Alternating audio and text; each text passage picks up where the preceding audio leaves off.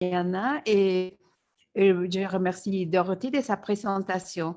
Donc, nous avons eu quelques problèmes avec l'enregistrement. Nous l'avons arrêté. Maintenant, on va les relancer à nouveau. Ce sont des petits problèmes techniques. Ne vous inquiétez pas.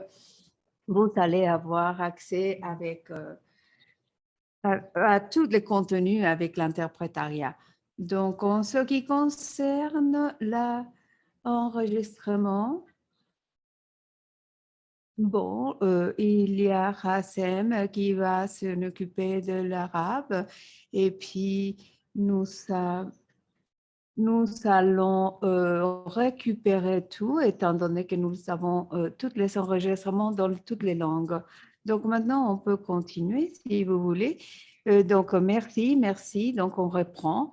La 12e présentation de Coro et puis par la suite, nous allons faire notre séance questions-réponses animée par les facilitatrices. Donc, Coro, si vous êtes là, nous vous prions de bien vouloir prendre la parole et faire votre présentation, s'il vous plaît.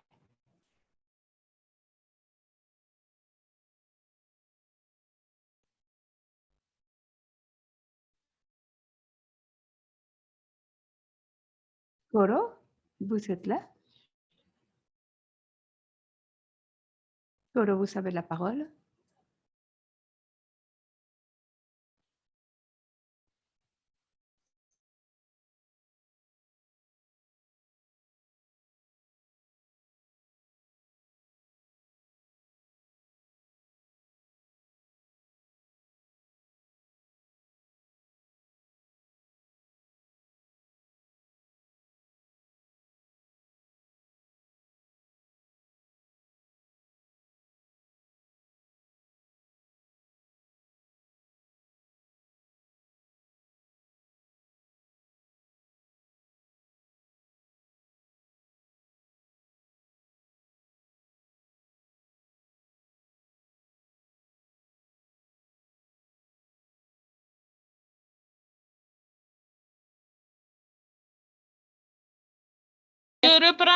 Je reprends ma présentation ou bien c'est la vidéo qui sera projetée?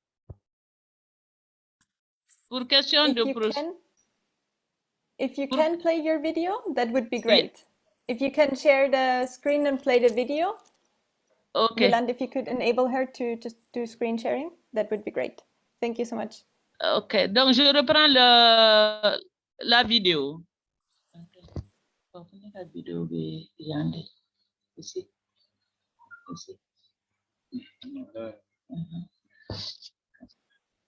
Que j'ai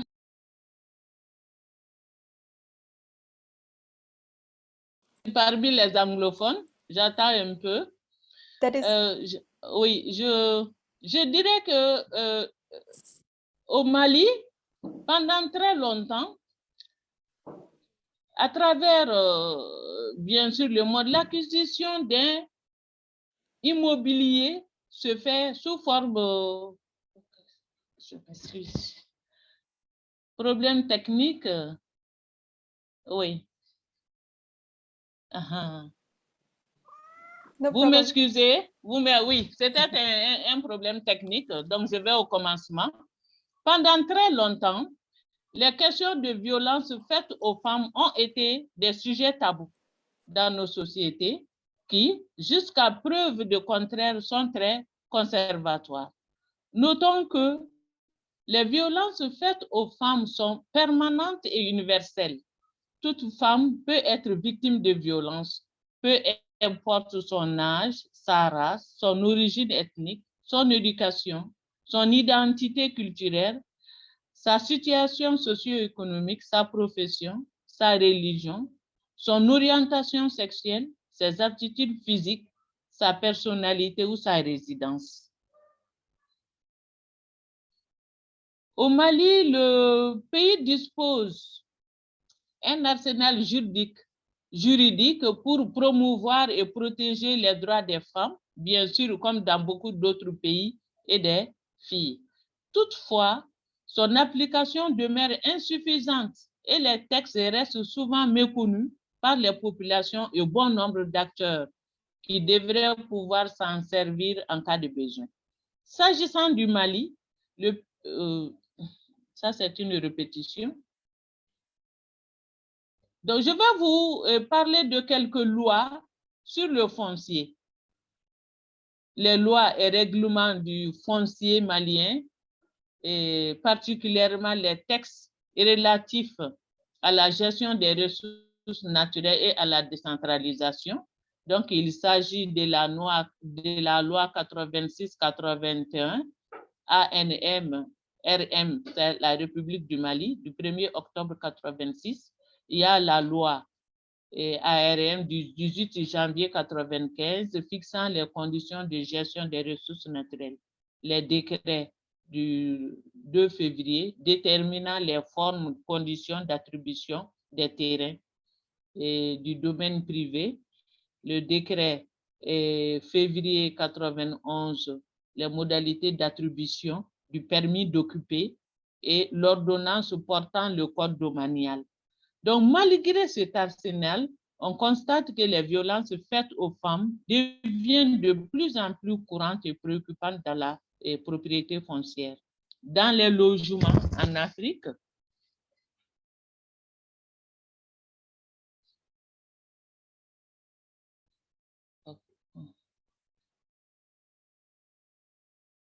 la disposition là, la disposition.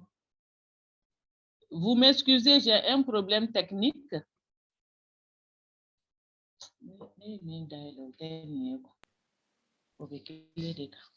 No problem. Koro, what we could also do, if you want. Sorry, I hear myself. Vous nous excusez une minute.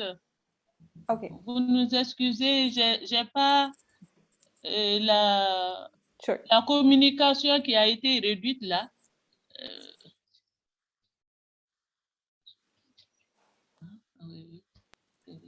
Sure. Oui, une minute. Okay.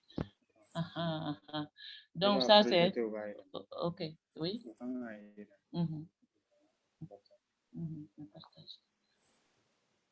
Une minute encore. On va vous partager ça. On va vous faire partager parce que ce n'était pas ouvert. Oui, c'est ça. Une minute. Ça a été partagé.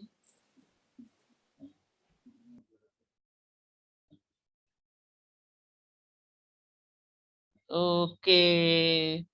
Je crois que ça a été partagé. Vous nous excusez. Donc, je disais que notre pays dispose d'un arsenal juridique pour protéger les droits des femmes. Toutefois, son application est insuffisante et reste méconnue, non seulement pour les femmes, mais pour bon nombre d'acteurs qui doivent l'utiliser, bien sûr, pour s'en servir. L'accès à la terre obéit dans la pratique à deux principes concurrents. Il y a bien sûr le principe traditionnel qui est le plus répandu et qui côtoie avec, et bien sûr, les lois modernes du droit foncier.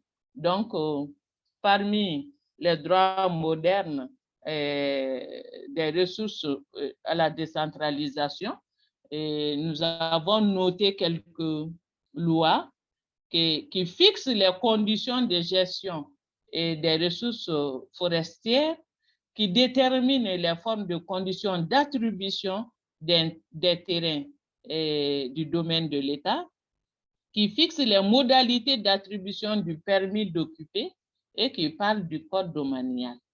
Donc, malgré ça, on constate des violences faites aux femmes qui deviennent de plus en plus préoccupantes, surtout dans le milieu urbain. Donc, on a le mode d'acquisition de l'habitat au logement, à la terre et par les femmes. Il y a diverses formes d'acquisition. Devenir propriétaire foncière et moyennant une contrepartie, ou sans contrepartie.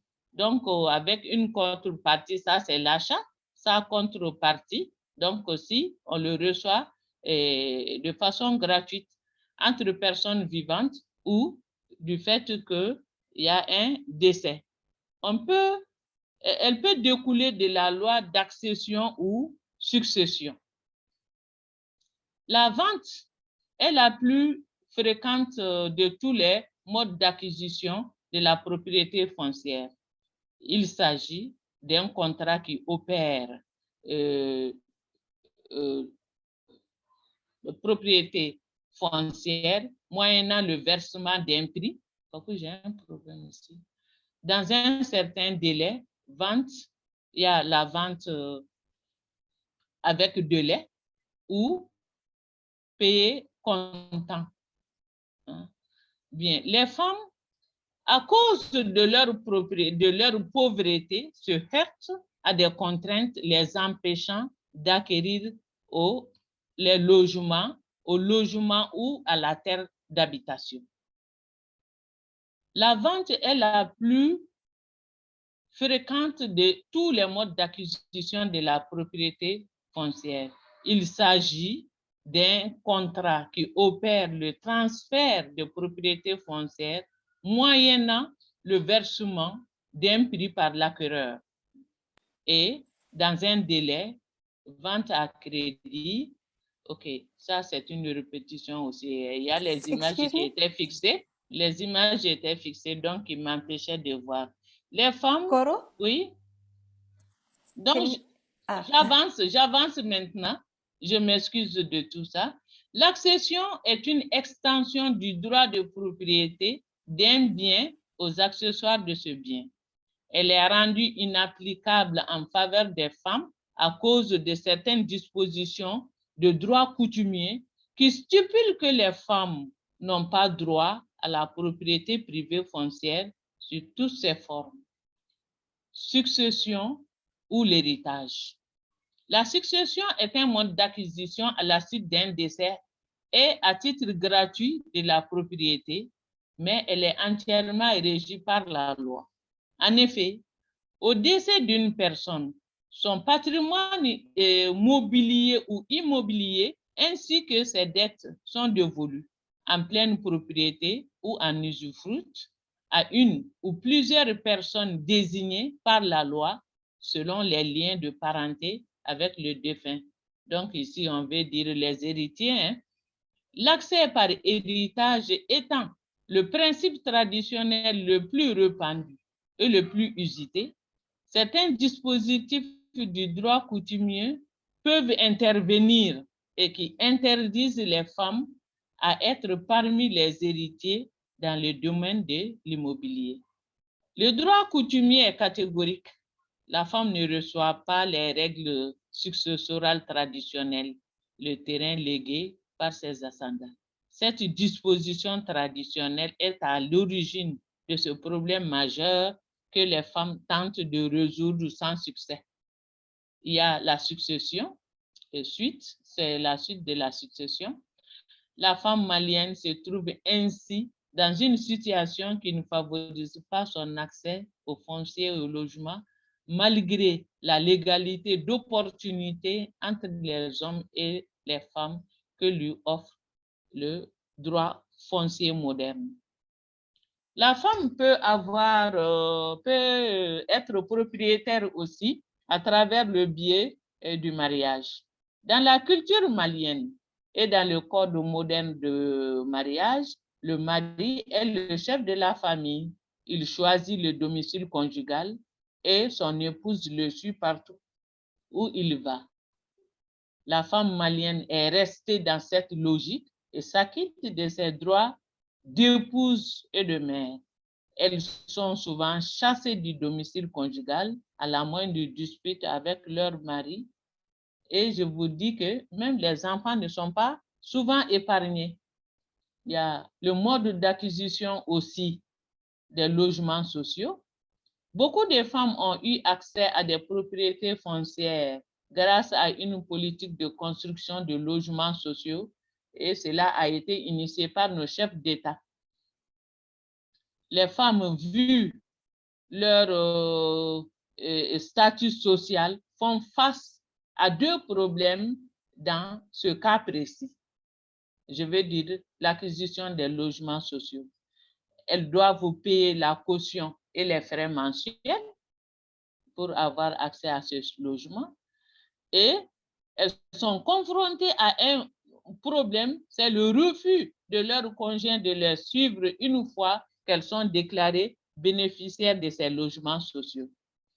Donc, voici l'image des logements sociaux. Il y a deux types. Il y a le F4. F4 veut dire qu'il y a 3 chambres plus salon avec toilettes et autres. Et F3, ça c'est 2 chambres plus salon. OK? Mais les prix diffèrent. Les F4 sont plus chers que les F3. On a les contraintes comme source de violence. Je dirais toujours au Mali que les us et coutumes excluent les femmes de l'accès à la propriété foncière, alors qu'elles participent largement à l'exploitation des terres. Dans les conflits fonciers de plus en plus répandus, elles sont les principales lésées, avec des conséquences sur la sécurité alimentaire des familles. L'exclusion devient une source de violence. Parmi ces violences faites aux femmes, nous avons documenté 2 cas. Et Koro? les 2 cas, oui. Excuse me? Sorry. Could you wrap up in 2 minutes? And we can then... Okay. And then we can share your full presentation with the... Pouvez-vous terminer en 2 minutes et puis nous allons partager votre présentation ultérieurement à tous nos participants. Nous allons partager votre présentation par la suite.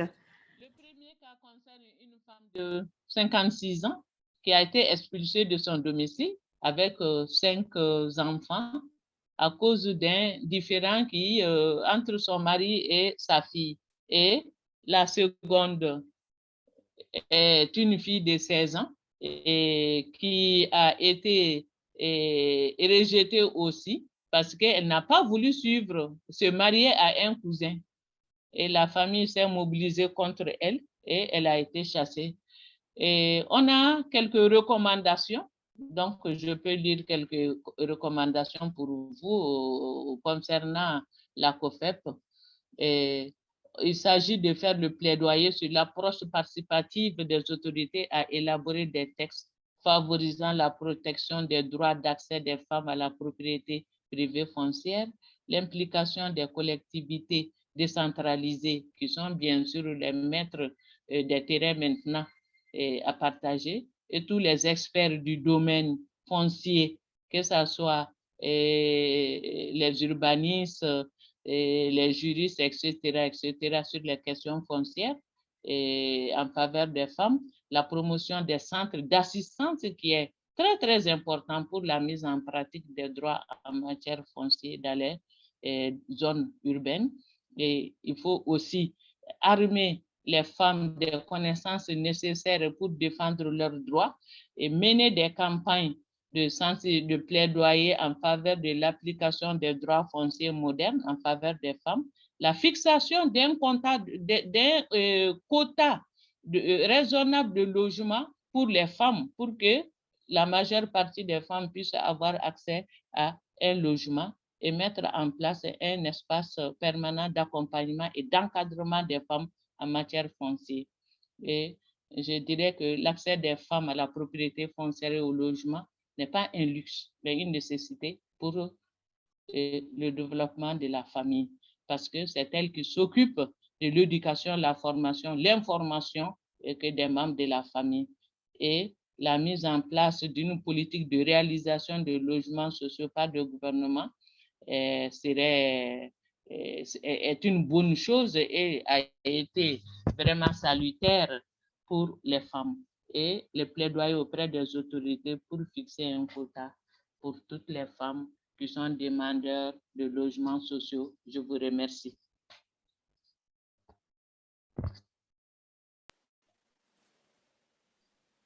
C'est la fin de la Thank you session. so much for this presentation. Mhm. Thank you, Koritami. Thank you very much, and thanks for. Merci, Koro, pour votre présentation. Et maintenant, je vais m'adresser à vous en arabe.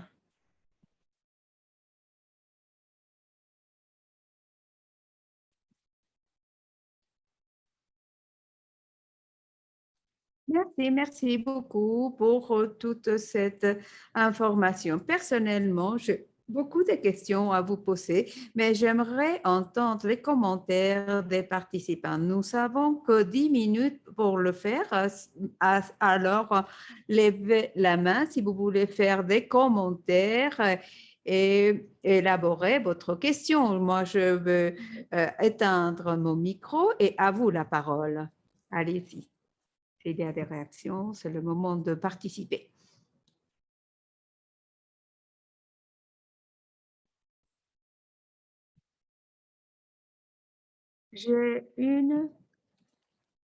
Moi, je suis Priscilla. J'ai une question, mais je n'ai pas pu trouver le moyen de lever la main. Merci beaucoup. Donc, merci beaucoup. Merci, Dorothy. Et excusez-moi si j'ai raté ça, mais est-ce que Coro et Dorothy pourraient nous dire si vous voyez une possibilité de changement, d'amélioration des conditions des femmes en ce qui concerne l'accès à la terre et à l'habitat, qui pourrait arriver bientôt, et qu'on voit une véritable amélioration là-dessus. Est-ce que j'aimerais avoir un aperçu de cette possibilité de transformation?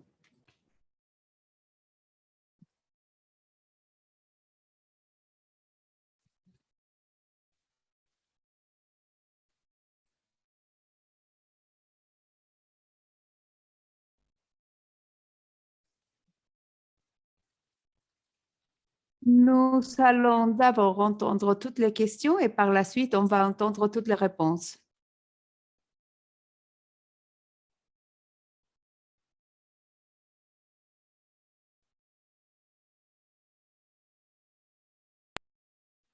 Je ne reçois pas la traduction d'Arsène, mais je pense qu'il est en train de demander s'il y a d'autres questions. Ce qu'il veut, c'est reprendre les questions pour qu'il y ait une seule réponse ou la réponse puisse aborder plusieurs thèmes. Il y a deux mains levées. Il y a une pour Anna Maria et la deuxième par Caro Nievas. Donc, on va entendre les questions pour que vous puissiez réagir par la suite. Semble-t-il qu'il y a un problème. Coro n'a pas entendu la première question, elle n'a pas entendu l'interprétariat. Est-ce que Coro est en train d'entendre l'interprétariat? Coro, est-ce que vous m'entendez? Est-ce qu'on peut vérifier si Coro entend l'interprétariat ou est-ce qu'on va entendre les questions d'Anna Nieves? Je ne sais pas s'ils doivent pas s'adresser ou pas. Coro, est-ce que vous m'entendez? Coro, vous entendez en français? Vous entendez le français, Coro? Désolé.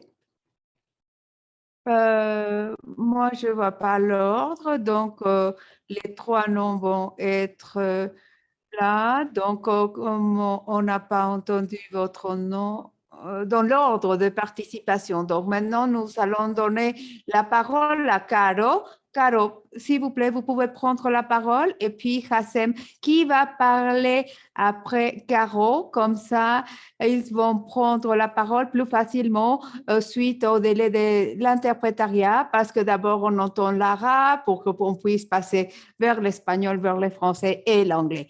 Donc, allez-y, Caro.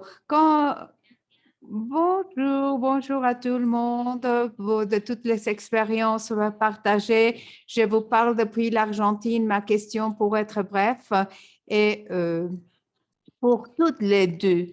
Quel est le plaidoyer? Est-ce que vous savez, si vous le savez, au moins les droits des femmes contre la violence des femmes au niveau international? Est-ce qu'il y a des plaidoyers? Est-ce qu'il y a des institutions qui travaillent sur le terrain? Est-ce que si vous voyez la possibilité de qu'il y ait une ou pas?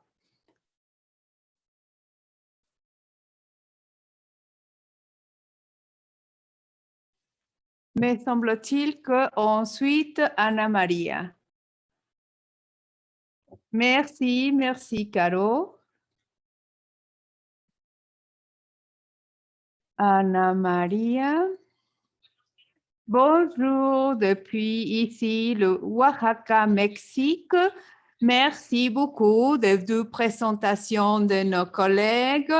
Moi, je trouve tellement de similitudes avec l'accès à la propriété de la terre dans communautés indigènes au Mexique. Ici, au Mexique, il y a un cadre juridique qui a changé pour donner accès à la terre aux femmes en ce qui concerne les terres communes. Et mon commentaire et ma question portent sur les faits. Comment est-ce qu'un changement positif peut provoquer un changement culturel et favoriser les plaidoyers politiques?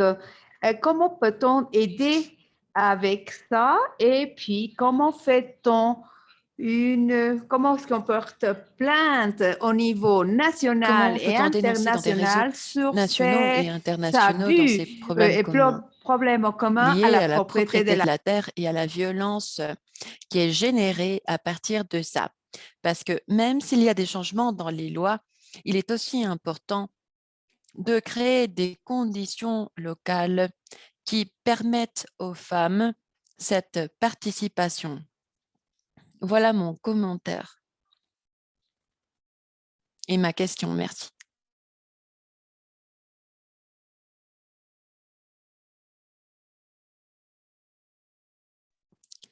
Merci, merci, merci, Anna.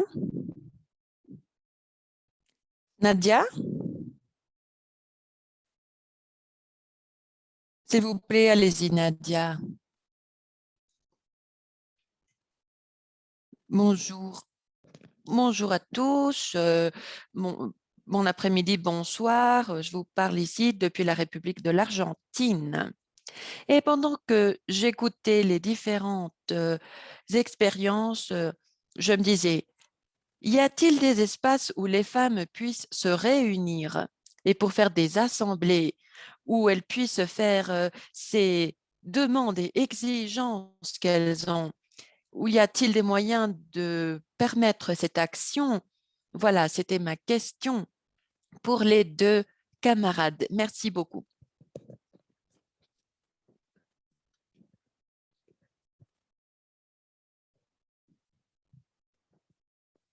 Merci, merci.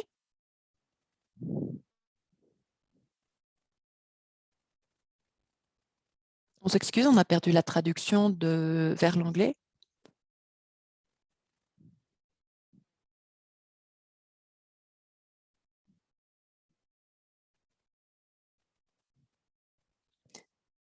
Est-ce que vous pouvez, s'il vous plaît, répondre à ces questions à présent?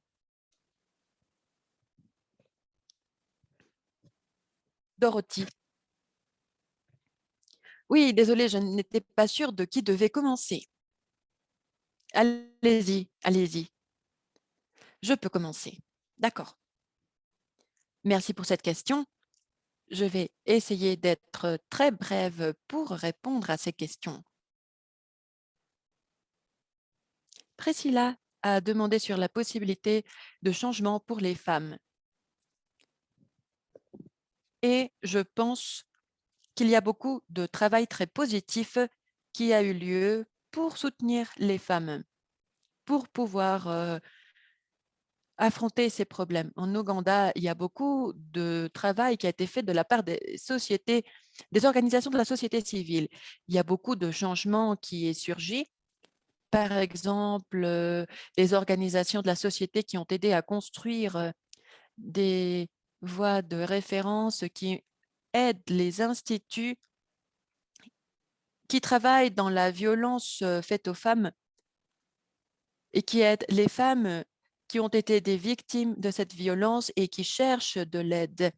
Ils offrent cette aide légale et ils s'assurent qu'on puisse l'articuler à un niveau international pour avoir une influence dans les politiques, pour que ce ne soit pas seulement des cadres théoriques, mais qu'on ait des actions qui puissent être mises en œuvre et qui soient concrètes. Il y a beaucoup de changements qui ont lieu, mais nous avons besoin de plus donc, de moyens, nous avons besoin du soutien du gouvernement qui puisse se prononcer de façon formelle sur ces problèmes-là. Une autre personne a parlé sur la partie du plaidoyer. Et comme vous le voyez, nous avons déjà passé par ce cycle et nous avons présenté notre rapport dans le CITO, mais en fait, le défi que l'on a, c'est qu'il y a une déconnexion entre les lois internationales et entre la mise en œuvre pratique sur le terrain, c'est-à-dire elles ne se connectent pas. Pendant que nos pays font des rapports avec des changements très positifs, on ne voit pas cette traduction dans la vie quotidienne des femmes. En termes de la culture, nous participons avec des institutions culturelles. Nous travaillons avec les leaders culturels et nous travaillons avec les hommes.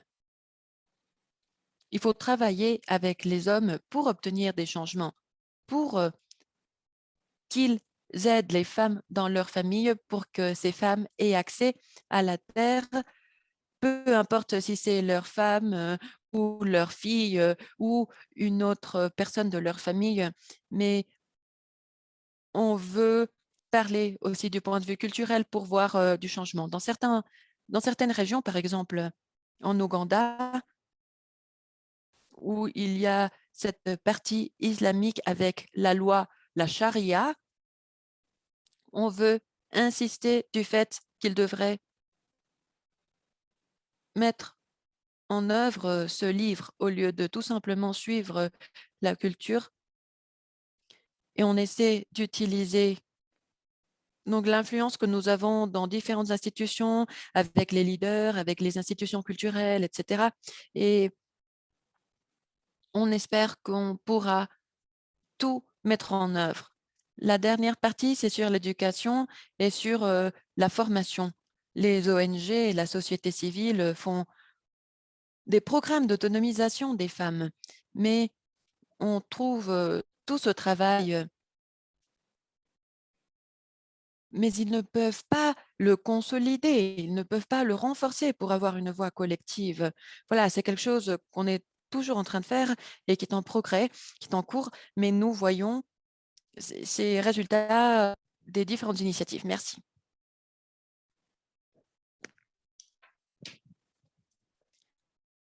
Merci, merci. Dorothy, pour cette réponse. C'est riche. Il y a beaucoup de choses à voir, en particulier dans cette région. À présent, est-ce que vous avez quelque chose à ajouter pendant les minutes à suivre?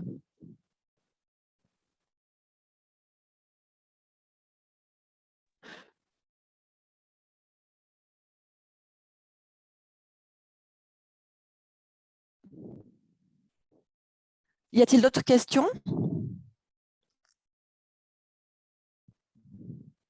Madame, est-ce que vous voulez aussi répondre à la question?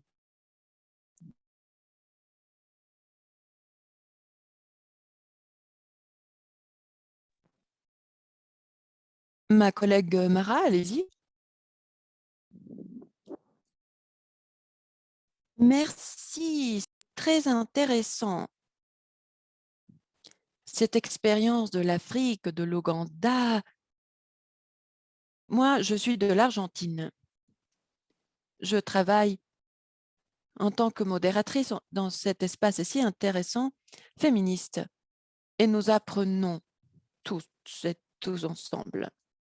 À présent, je vais présenter des témoignages d'autres régions et quelques vidéos qui ont été faites. La première vidéo sera sur les expériences de Nadia et Shamila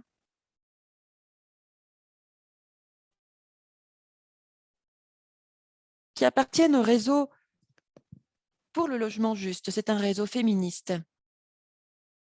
Il y a plein d'acteurs, d'organisations et d'institutions pour avoir cet habitat juste. Le réseau pour un habitat juste appartient au groupe Habitat Argentine, qui travaille avec des institutions académiques. Il y a des législateurs, des législatrices qui travaillent avec l'objectif de garantir les droits au logement, à la terre et à l'habitat en dignité pour toutes et pour tous.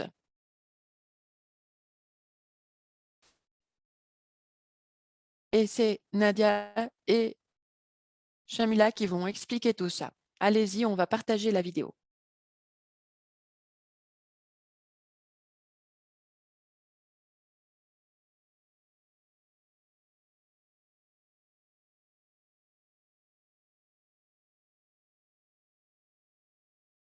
Nadine, est-ce que vous m'entendez?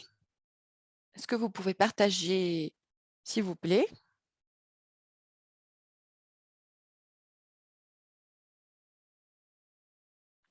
Je m'appelle Shamila Chessel. Je suis militante trans de la ville de Trelew, dans la Patagonie de l'Argentine. Je suis le point de référence dans une organisation qui travaille pour les femmes trans en Argentine.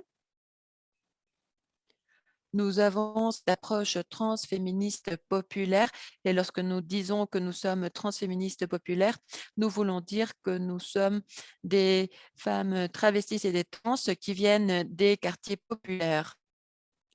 Et il y a 7 ou 8 ans, j'ai commencé à faire ces visibilisations.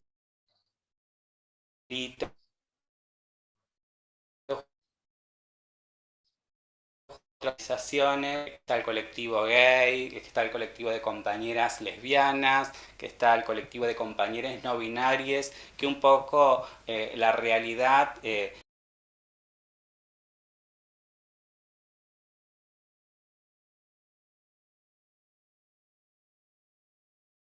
nous avons, comment on agit, etc.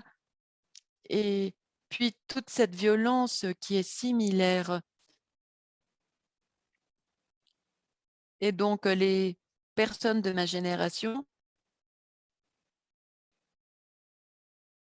ont rencontré donc des personnes qui sont vraiment très reconnues en Amérique latine et c'est une femme qui est très connue aussi pour la lutte pour l'avortement gratuit, légal, etc. Et donc, en réalité, peut-être qu'on était en train de rechercher d'abord le 80% des gens en Argentine, des travestis et des trans,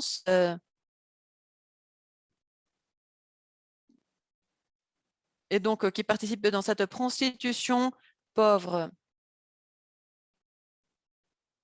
C'est-à-dire des femmes qui sont dans un coin dans la rue, qui sont exposées, etc. et qui disent, voilà, c'est notre corps et nous allons l'utiliser. Mais c'est aussi le système et c'est la seule alternative que nous avons. Nous devons aller dans un coin de rue et donc on était dans ces espaces qui nous menaient à la prostitution. Et ce n'est pas seulement, il ne s'agit pas seulement de vendre le corps, mais c'est quelque chose qu'on doit faire donc avec les clients. Mais nous subissons des violences aussi, il y a la drogue, etc. Il y a beaucoup de camarades donc qui vont consommer la drogue, il y a toute cette exploitation sexuelle. Donc voilà, nous subissons beaucoup de violences. Et donc voilà, nous avons été réunis, nous toutes, une fois et nous avons eu une de ces questions très fortes et très urgentes. On avait cette question: la société pourra se demander habituellement. Mais on ne m'avait jamais demandé ce que moi, je rêvais parce que je rêvais même pas. Et moi, je me rappelle très bien de cette question. Je me rappelle très bien, même dans mon cas, je me suis dit, d'accord, mais moi aussi, j'ai le droit à rêver ou à vivre d'une autre façon. De droit de citoyenneté, on parlait de droit de citoyenneté, et le personnel qui n'allait pas bien. Mais on nous disait aussi que les travestis et les trans, la seule chose qu'elles pouvaient faire, c'était de faire ce que j'ai déjà mentionné. Voilà, c'est une réalité terrible que nous avons ici en Argentine. Et donc, après ce progrès que nous avons eu par exemple la loi qui concerne le genre, la loi pour les droits du travail trans et différentes lois dans l'État, mais aussi cette perspective de diversité. Et cela a représenté un changement culturel très fort. Mais malgré tous ces progrès de la communauté travestie et trans, il y a encore une espérance de vie de 35-40 ans.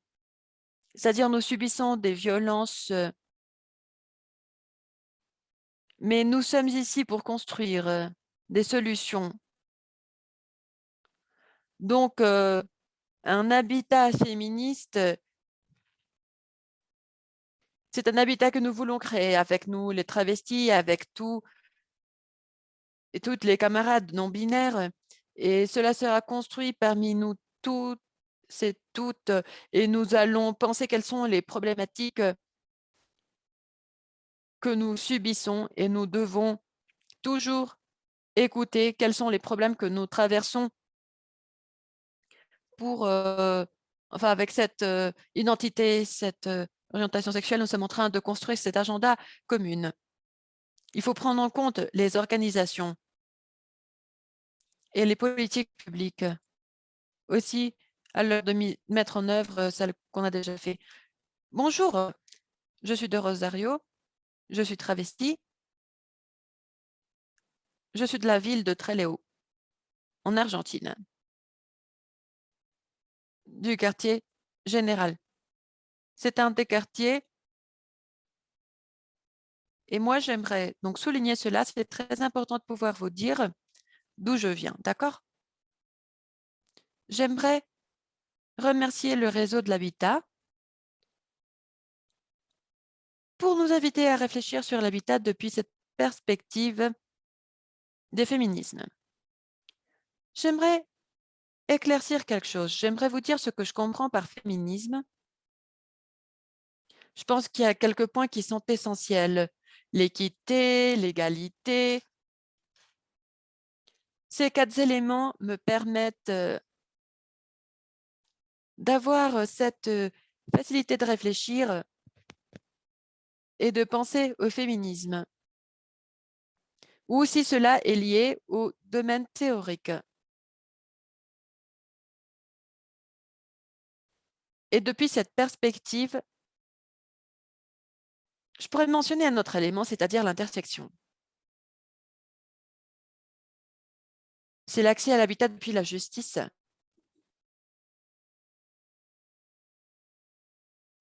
Et on peut voir cette multiplicité d'identités que nous avons pour construire des habitats selon les différents besoins. Que les différentes identités possèdent. Et nous ne pouvons pas avoir cette idée d'un sujet universel.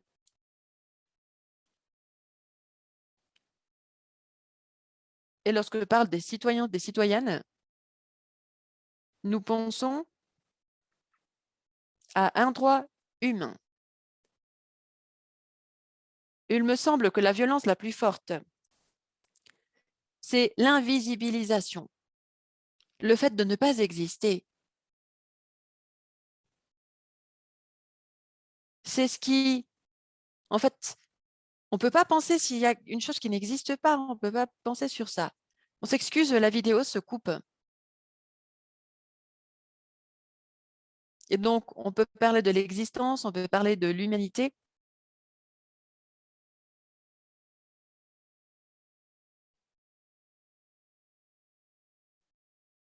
C'est seulement avec cette existence qu'on pourra posséder tous ces droits humains qui existent.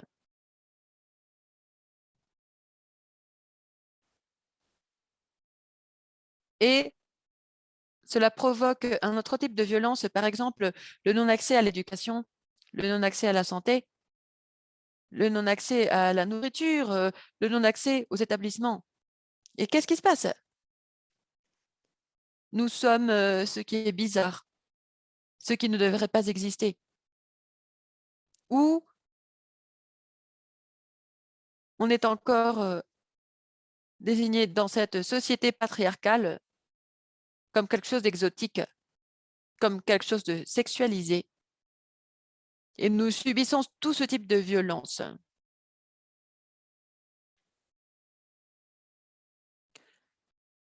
Alors, moi, je me rappelle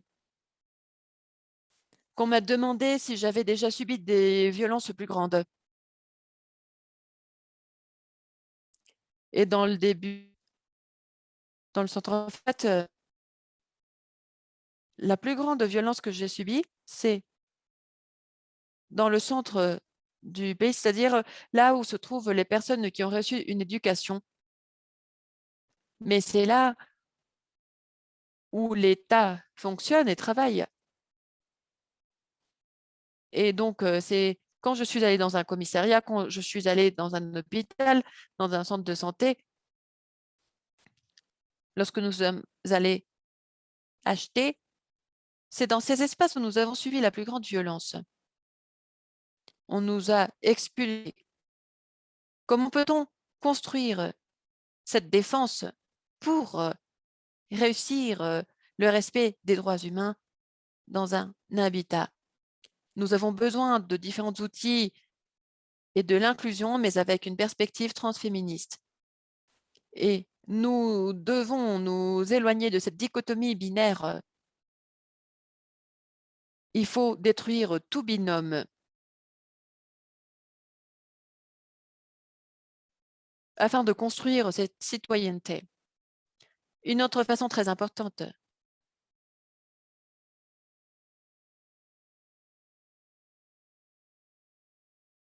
de le faire pour nous, pour les personnes qui travaillent dans les féminismes. Dans cette partie des partis, nous devons commencer à modifier cette forme, cette façon de faire des politiques. Cette idée machiavélique du fait que la fin justifie les moyens, ça ne peut pas être la règle si on veut rechercher une solution. Pour cette raison, nous devons amener tout ça dans nos différents espaces.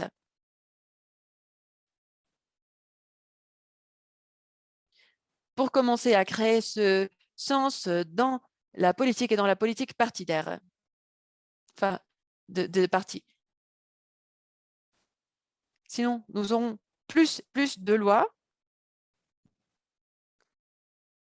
Et ça, dans la pratique, ça sera un code très beau qui sera écrit.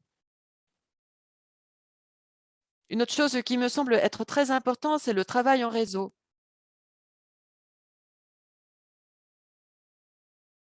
Nous devons nous rendre compte, nous devons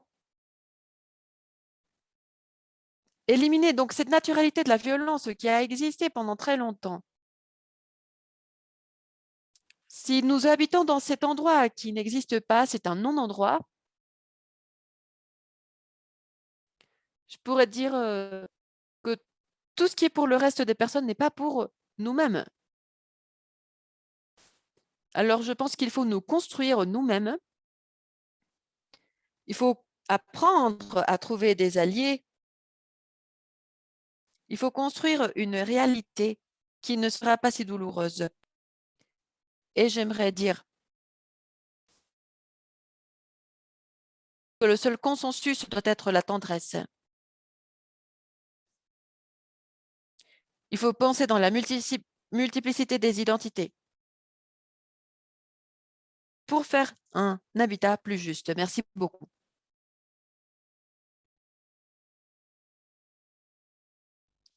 C'est vraiment une grande émotion de pouvoir vous écouter. Merci beaucoup aux deux. À présent, je continue et présenter Rana Nanen, la représentante de la région du Moyen-Orient dans le Conseil de HIC 2020-2024. Elle est une militante des droits humains et la secrétaire générale adjointe du Parti de l'Union. C'est la seule femme dans la délégation qui a présenté les conversations de paix dans les réunions de Stockholm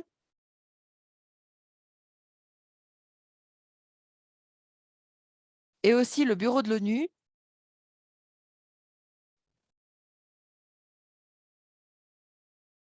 Elle fait partie de l'équipe conseillée du Yémen à Koweït. Parfait, nous allons voir sa vidéo et nous continuerons après avec nos réflexions.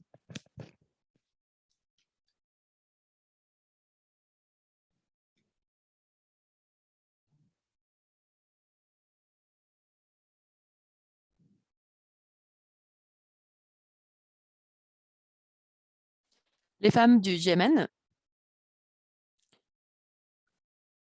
ont un rôle principal dans l'agriculture. Les femmes et les enfants qui habitent dans les zones rurales ont dû se déplacer vers la ville à cause de la guerre, à cause des milices au Yémen. Cela inclut plus de la moitié de la population, ce qui veut dire qu'il y a quelques millions de personnes qui étaient dans la zone du conflit.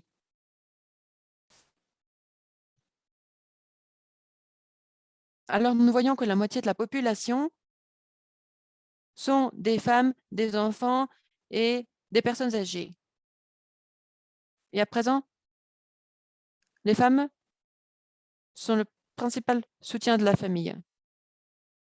Dans les zones de conflit, les femmes continuent à prendre soin des enfants. Et les femmes qui sont rentrées dans leur terre ont souffert beaucoup, puisqu'il y avait beaucoup de mines qui étaient plantées dans la terre. Et donc, il y a eu beaucoup de morts à cause de ça, ainsi que des enfants qui ont été blessés à cause des mines. Et donc, nous voyons le logement. Et selon les traditions, dans plusieurs régions de Yémen, ce sont les hommes qui ont le droit à posséder la terre. Alors, la propriété foncière est pour eux. Mais les femmes continuent avec ce travail sans cesse au Yémen, malgré toutes ces difficultés pendant la guerre. Pendant ces temps, ils ont travaillé avec cette double responsabilité.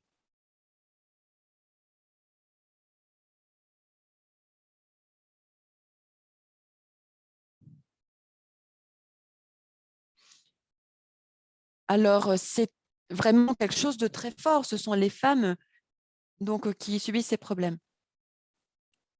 À présent, nous allons partager le groupe Corporation Région. C'est une organisation de la Colombie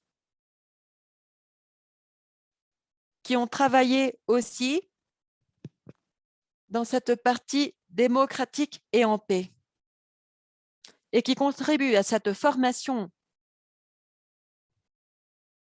pour la construction et la paix. pour garantir la démocratie, pour garantir aussi les droits. Los Amparo et Sanchi, s'il vous plaît, si vous pouvez partager votre témoignage.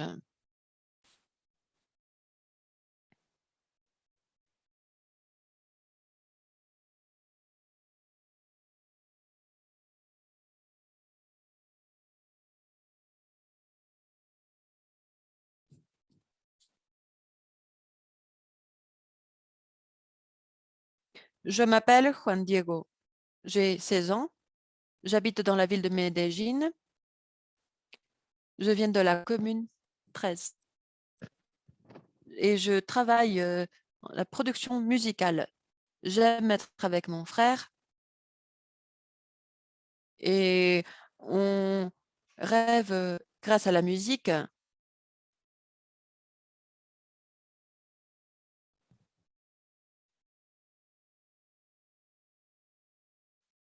Comme je vous disais, je viens de cette commune où on a vu le conflit armé. J'étais victime de la violence, une balle perdue à l'âge de 15 ans. J'ai perdu ma mobilité. J'étais frappée par une balle. Corporación Región est une organisation qui vient de célébrer 32 ans d'anniversaire. Elle est basée à Medellín, Colombia. Elle a compris l'importance de travailler pour la connaissance de ville, des problèmes, qui s'est engagée à la transformation, à faire le plaidoyer vis-à-vis politique publique au profit des différentes populations avec lesquelles nous savons travailler. Nous avons aussi compris à Corporation Région l'importance de travailler avec les autres. Travailler avec les autres est une question très importante lorsqu'on pense droit à la ville.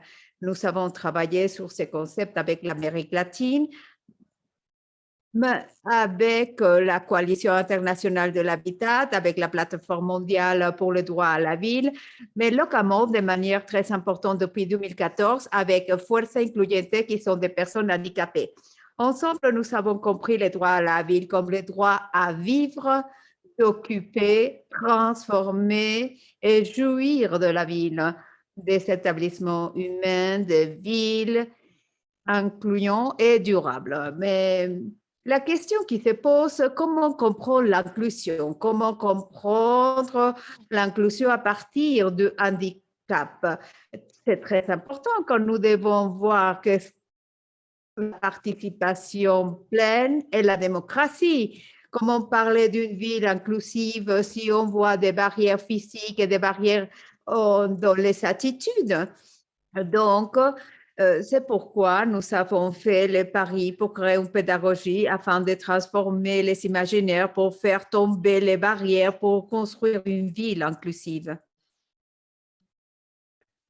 Le discours de la force incluyente sur la question de l'accessibilité s'est développé, s'est transformé. Disons que lorsque nous avons commencé cet exercice de dynamique sociale, nous parlons d'une ville. Nous nous sommes aperçus que la ville n'était pas mal conçue, mais qu'il fallait pour la construire dans sa totalité. Nous avons proposé de construire une ville conviviale et accessible dans l'environnement.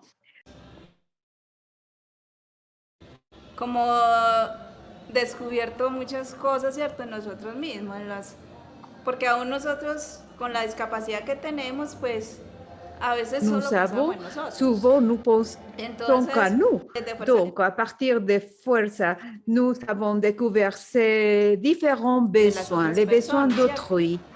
Tenir en compte que, par exemple, moi, je peux bouger parce que je peux marcher, mais moi, dans ces processus, bon, s'il n'a pas une rampe, je ne suis pas soucieuse. Mais nous espérons que les choses s'améliorent. Et si on nous permet de profiter, et puis la garantie ultime, c'est de créer l'État qui nous propose de la qualité. Bonjour, je Je m'appelle Luis Fernando Tortosa. Je fais partie du collectif Fuerza Incluyente. Cette sensibilisation que nous faisons, c'est pour les personnes handicapées. Car souvent, elles sont qualifiées comme handicapées, déficients, malades. Donc, nous sommes handicapés. Mais ce sont des personnes en condition de handicap. On ne dit pas déficient, invalide, paralytique.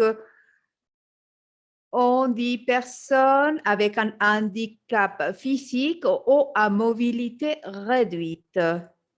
C'est comme ça qu'on devrait s'adresser à eux. Guillermo, alors, as-tu remarqué que soudainement, bien beaucoup de gens, quand ils voient une personne avec un handicap, parfois, ils le traitent d'une manière qui n'est pas la plus appropriée, n'est-ce pas? Par exemple, regardez cet handicapé ou l'appelant des noms. Me semble-t-il d'un tel côté. Je dis ça à titre personnel, mais une personne qui est en chaise roulante, il utilise une chaise roulante parce qu'il faut faire cette tâche de descendre de la voiture, de plier la chaise, de commencer à râler parce que la chaise ne passe pas. Donc, les personnes devraient être beaucoup plus attentives lorsqu'ils s'adressent à une personne handicapée. Dans mon cas précis, j'ai un handicap physique, j'ai l'absence de deux de mes extrémités. Une personne qui est en chaise roulante, elle s'en sert d'une chaise roulante. Une personne non-voyante, c'est une personne non-voyante. Mais bon, la parole est aveugle au handicap visuel, c'est ce qu'on dit. Mais aussi, on a le handicap intellectuel, ceux qui n'ont pas le dwarf, les nains, qu'on les appelle parce qu'ils ne sont pas très hauts. Puis,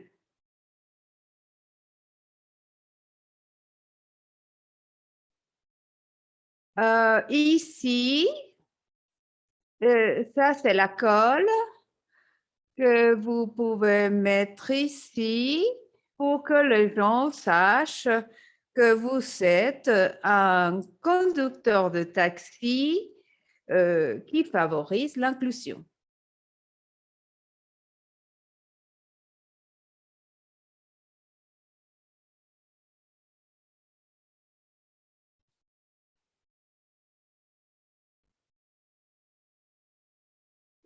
Le pari pédagogique pour avoir une ville inclusive, ça reste dans l'expérience avec autrui, face à face, médiatrice, expérience avec laquelle on n'approfondit pas les relations de pouvoir. Bien au contraire, dans ces cas précis, on le constate.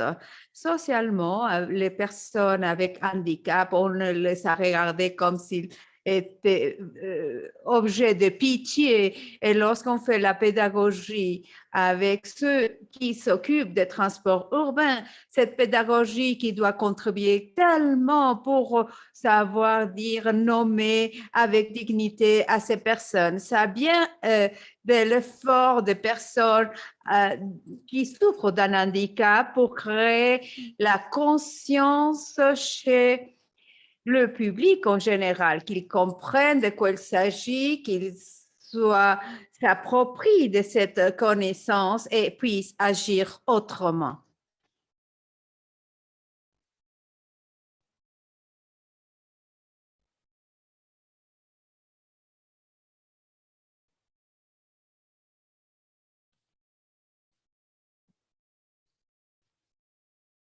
Brillant.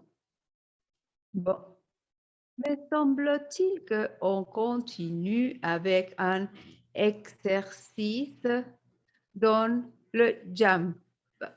Je ne suis pas claire à qui je dois donner la parole là maintenant. Merci. Merci, Mara. Me semble-t-il que, bon, nous avons décidé que nous souhaitons donner un peu plus d'espace aux questions et réponses et les réflexions, réactions que nous pouvons savoir parce qu'il y a eu tellement d'émotivité dans ces vidéos. J'ai un grand plaisir d'entendre que nous avons Amparo, from Corporation Région, qui est parmi nous. Les personnes de Fuerza Incluyente sont parmi nous aujourd'hui aussi. Donc, Marina Kamal du Yémen est avec nous.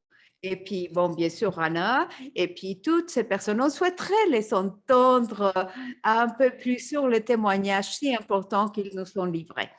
Donc maintenant, je donne la parole pour que vous puissiez prendre la parole et puis poser vos questions, voir quelles similitudes vous avez trouvées par rapport à votre région. Et qui voudrait commencer à participer dans les commentaires? Allez-y, ne soyez pas timide. Si vous n'êtes pas d'accord ou vous ne vous sentez pas confortable avec l'enregistrement, on l'arrête tout de suite. De toute façon, ceci n'est pas affiché dans un grand public, c'est réservé, c'est un espace où on souhaiterait que vous vous sentez à l'aise. Bonjour, vous m'entendez? Bonjour, je suis Belén de l'Argentine. Social Techo, c'est l'organisation que je représente. Je voudrais poser une question à Nadia, que j'ai entendue à la vidéo. Je voudrais lui demander quelles sont les initiatives au changement qu'elle pense qu'à partir du collectif, on devrait proposer par l'organisation de quartiers populaires afin qu'on prenne en compte les besoins spécifiques des personnes dans ces conditions.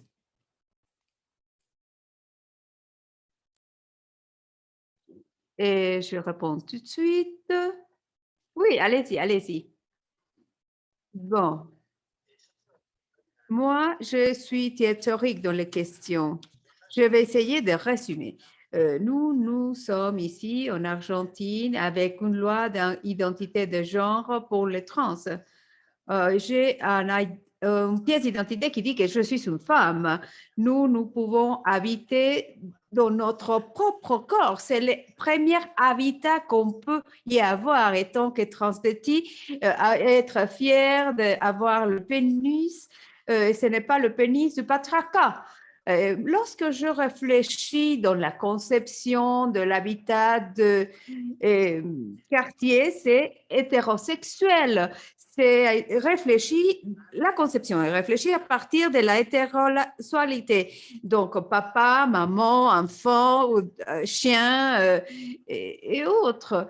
Et les choses qui viennent à notre esprit, parce que nous avons eu une pensée du monde à partir du genre, de ce régime qui met des hiérarchies des personnes. Et lorsque je pense dans l'espace pour les travestis en ce qui concerne l'habitat, bon, moi, je voudrais penser à la sécurité des quartiers pour nous.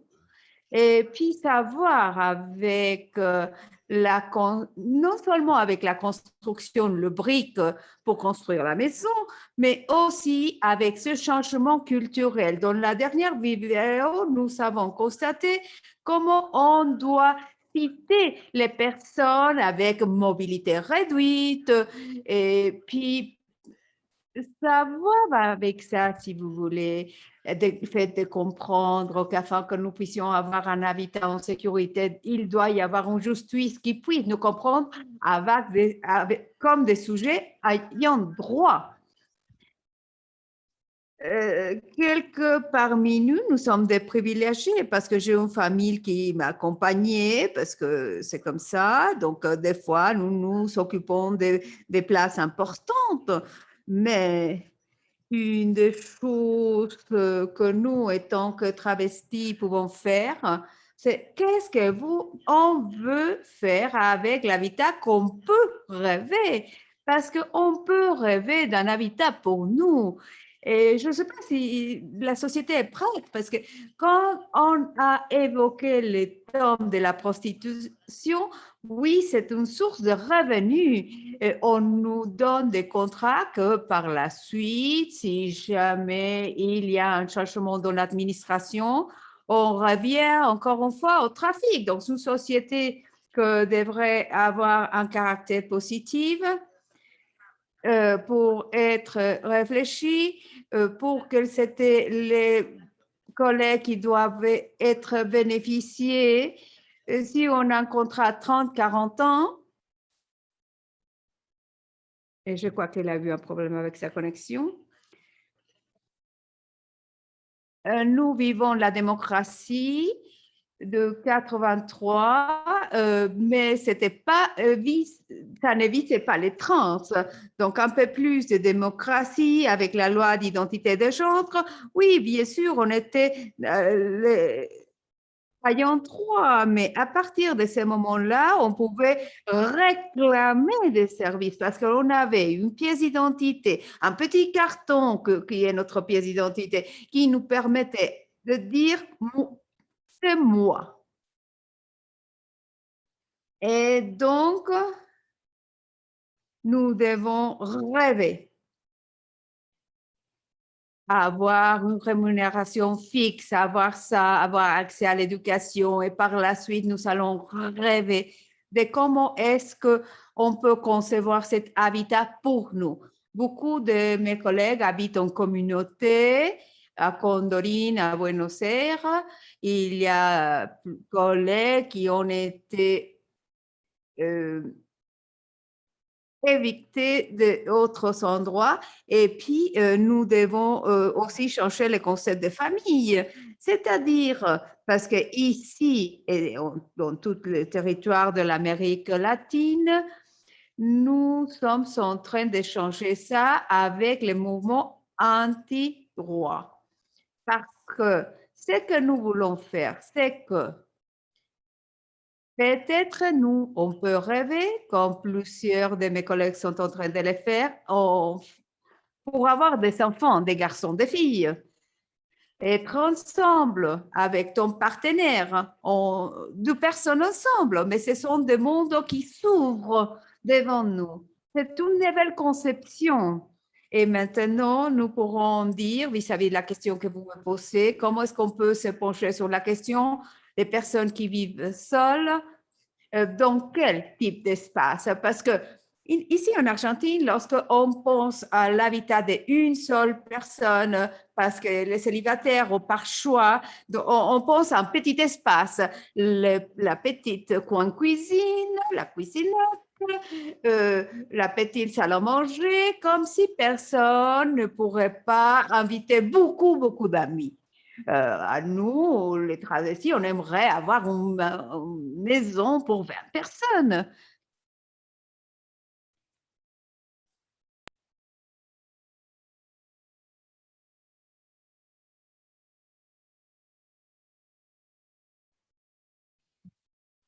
Merci beaucoup, Nadia, pour ces questions et commentaires et cet message pour imaginer, pour rêver.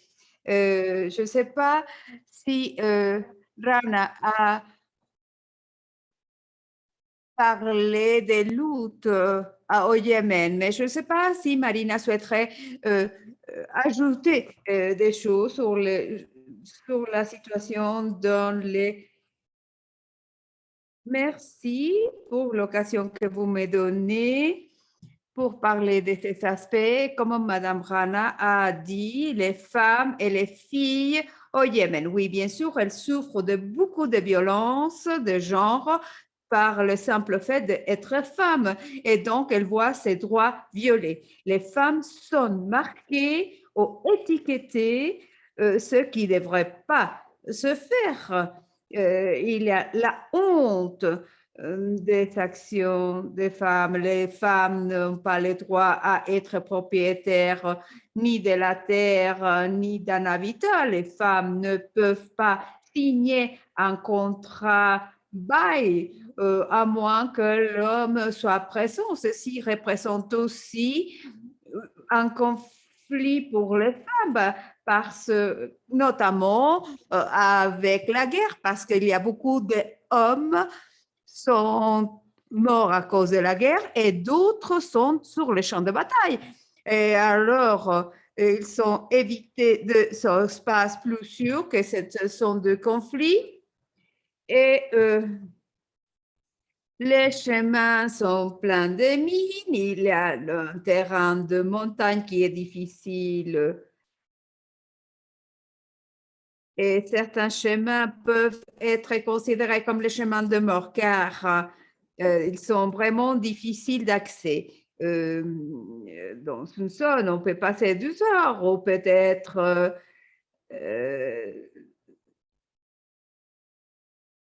faire beaucoup de choses pour pouvoir attendre l'endroit où on va. Et puis les femmes sont l'objet de beaucoup de violences et de violations de leurs droits pendant la guerre. Des fois, elles sont en train de dormir en plein air pendant des jours et des jours, et ceci rend beaucoup plus difficile que le travail que nous voulons mener à bien. Nous nous confrontons davantage dans des cas de violations sexuelles et il y a aussi de trafiquants de drogue et des trafiquants de personnes qui ne veulent pas qu'on dévoile la réalité parce que les femmes ne peuvent pas faire confiance à la police pour porter une plainte. Au moment que tu portes une plainte, il y aura des conséquences, que ce soit pour la famille ou la personne responsable de la famille, entre guillemets. Et je voudrais aussi citer un point que j'avais oublié tout à l'heure par rapport aux les déplacements et la situation économique suite au conflit armé. Et cette manque de transférence des propriétés, les femmes ont hérité des terres, mais la transférence ne peut pas se faire directement de homme vers une femme.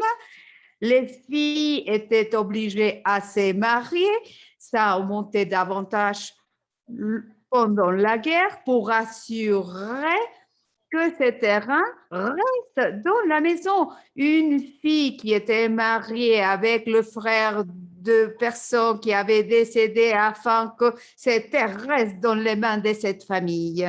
Et on voit de plus en plus de ce genre de cas.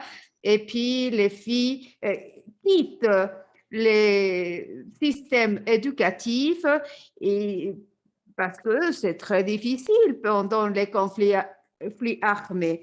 Et je suis là si vous avez une autre doute. Marina, c'est merveilleux parce que tu fais partie de cette équipe de facilitatrices parce que dans les prochaines 12 séances, on peut aller au-delà des activités que vous menez à bien pour éviter les obstacles qui sont si importants en ce qui concerne la violence envers les filles et les femmes dans votre région.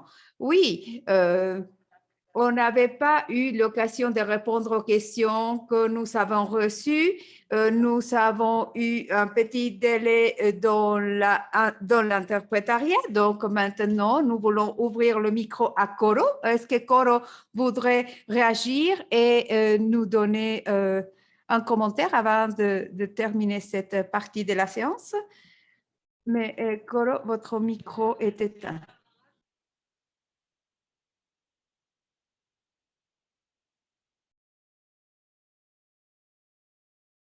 En tant que secrétaire aux affaires extérieures et à la promotion féminine de la coopérative féminine pour la protection de l'environnement, je m'excuse beaucoup pour ces problèmes techniques au départ. Et c'est ça qui a fait que j'ai eu un peu de stress et les choses n'ont pas fonctionné au début. Et je crois que la session vous a plu. Et il y a beaucoup d'autres choses que j'ai pas pu ajouter faute du temps parce que la vidéo même, vous avez eu des problèmes à l'ouvrir. Mais maintenant, je viens de donner à un technicien pour qu'on puisse le partager sur Google Drive. Je crois que le travail est sur le point de terminer. Et je voudrais aussi poser une question sur les images là. Et bien sûr, il n'y a pas eu de traduction. Sinon, c'était très intéressant. J'ai pu capter quelque chose à travers les images, mais la traduction serait vraiment intéressante. Bien sûr, j'ai vu des personnes handicapées dans leur chaise roulante et c'est vraiment quelque chose, ils sont soutenus peut-être par la société civile et par le gouvernement. Je voudrais savoir, est-ce que il y a des actions qui ont été faites par le gouvernement pour supporter ces personnes handicapées dans leur activité quotidienne pour avoir accès et bien sûr au transport, pour avoir accès au logement. Et ça, c'est ma question. Et je suis très heureuse vraiment d'être sur ce plateau. Et je crois que la prochaine fois, nous serions ensemble. Je vous remercie.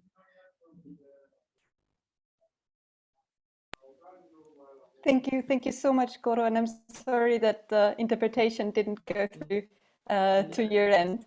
I wonder, Luz Amparo, or if someone is joining from Fuerza Incluyente, if you'd like to respond to that question on the involvement of government into improving the situation of people in situations of disability.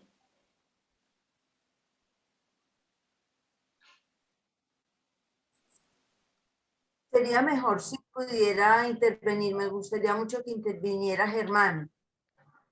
Bueno, buenos días, tardes a todas. Germán Chavarría, hago parte del colectivo Fuerza Incluyente. Bueno, a la pregunta que nos hace Coro, nosotros somos un país de 50 millones de habitantes. Nosotros estamos en una ciudad que tiene 2.500.000, 2.5 millones de habitantes, y es la ciudad donde más hemos trabajado para que haya transporte accesible, espacios accesibles, unidades sanitarias, unidades de baños accesibles. Pero pour les handicapés. Mais à vrai dire, les gouvernements, depuis l'année 2006, nous parlons déjà 17 ans, il y a des lois qui ont été passées et il y a des normes au niveau de municipalité, mais elles ne s'appliquent pas. Donc, c'est la ville où on a travaillé le plus, on fait valoir nos processus, on fait valoir la loi par les différents mécanismes, en montrant des vidéos comme celles qu'on vient de visionner, faisant des démonstrations devant le métro, mais c'est la seule façon où on peut atteindre une visibilité et avoir des véhicules équipés pour ce propos. Des fois, les conducteurs ne savent pas opérer. Es precaria, seguimos trabajando y lo que hemos logrado, lo hemos logrado más desde las organizaciones que desde el mismo gobierno. Non pas au gouvernement. Esa sería la respuesta para Coro y para todos y todas. Ça serait ma réponse pour Coro et pour toutes les personnes qui sont attentives ici. Et je suis là à votre service si vous avez besoin de plus de renseignements. Thank you so much, Germán. Merci beaucoup, Germán, pour être ici avec nous et partager vos expériences. Me semble-t-il que c'est justement ce que nous voulons obtenir de cette réunion entre les différentes régions, montrer les différentes stratégies, les différentes problématiques, la relation avec les autorités à tous les niveaux et comment est-ce qu'on peut créer une alliance ou un partenariat pour pouvoir mieux être entendu et faire notre plaidoyer. Donc, bien sûr que le temps nous sommes limités dans le temps et moi, je voudrais partager mon écran et puis on va travailler avec Google Classroom, donc la salle de classe de Google. Donc, je vais vous montrer comment on arrive là et comment naviguer à l'intérieur de Google Classroom. Je remercie à toutes les personnes qui sont déjà utilisé notre site. Ici, vous avez reçu un courriel avec les instructions, comment arriver et avoir accès à Google Classroom. Si vous ne l'avez pas reçu, envoyez un courriel au secrétariat général pour qu'on puisse vous assister. Voilà. Ici, vous pouvez partager vos propres expériences, vous pouvez ajouter un commentaire dans la langue de votre préférence et nous allons essayer de répondre parce que nous travaillons en équipe dans des différentes langues. Ici, vous avez toute l'information et les enregistrements qui sont mis à votre disposition. Les matériaux de session, c'est la semaine dernière, vous allez trouver tout ici, les exercices Jambo, ici le résumé des exercices de préparation pour cette semaine, pour que vous puissiez lire les contributions des autres personnes. Ici, nous avons une bibliothèque et nous pouvons partager des commentaires. Si vous voulez ajouter la liste ici, nous partager une vidéo YouTube fort intéressant. Donc, voilà, et le thème de la vidéo, c'est la violence. Specifically. So here you can just add your comments there. And as usual, we also... Là, comme d'habitude, nous demandons votre retour d'information, vos rétroactions. Ici, nous vous posons des questions très brèves. Quels sont les points clés que vous avez appris au cours de cette session? Qu'est-ce qu'on peut améliorer? Les améliorations qu'on peut apporter. Je sais qu'on va très vite, mais on va vous envoyer un courriel avec toute l'information que je viens de partager. Je ne sais pas s'il y a d'autres questions, si vous avez des commentaires finaux pour notre session. Autrement, je veux remercier à tous nos invités, à tous ceux qui ont partagé leurs témoignages, leurs vidéos. C'était très, très fort, merveilleux d'entretenir cette discussion en ligne. Merci d'avoir partagé cet espace et je vous souhaite une bonne journée, bon après-midi, bonne soirée. Merci, au revoir.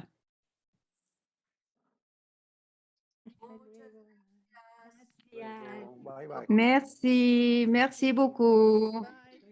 Quelle beauté de session. Merci beaucoup.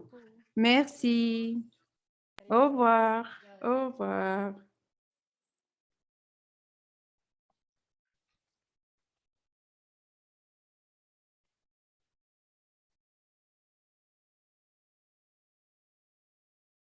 Ok.